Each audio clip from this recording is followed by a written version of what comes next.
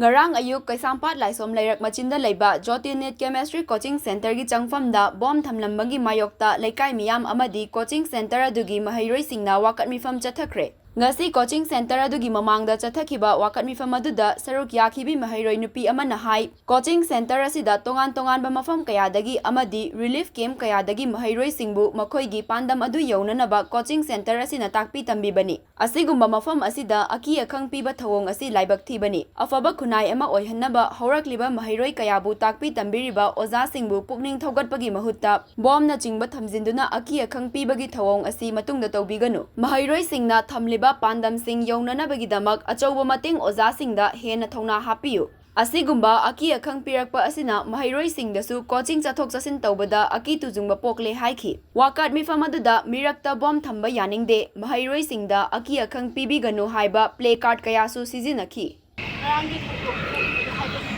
Community satra mayam amna sida kullam lamdagi bodagi relief camp kaya ama dagi kutukja satra mayam musyaw na kutukja sarjo dina mafam sida kutukja ba kaya piraga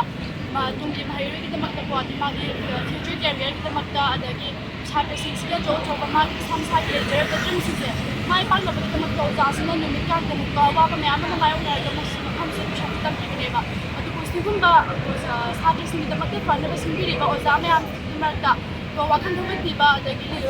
pukni hapet piba ko sigumagi mahuta ikuni amna haninga ba thawdo koina arang sambi doina chatpa sang dungai jade duga du khatak suna tana ikuna sigi mafam tin mafam adagi saja lep tana chatpa sin tawri ko mafam sin adagi di hauji akui manipur lai ba nasi hayen kari thopani thangba ngamdana lai ba manipur situation sida amaga mating pangna badi mahuta ikuna mi bagi marta amaga onchen naraga nungai ta ba thawdo han basi amna nungai jade shanje hauja basi phama phajatri ko sigi mark sa do koina ising jaw number morga bawa ba mayam sumayok na rabneba sigi mark chita ikuna ngamna bai damak to jasingi manakta numit kiting lep tana tuition lecturing neba ko ada sumaina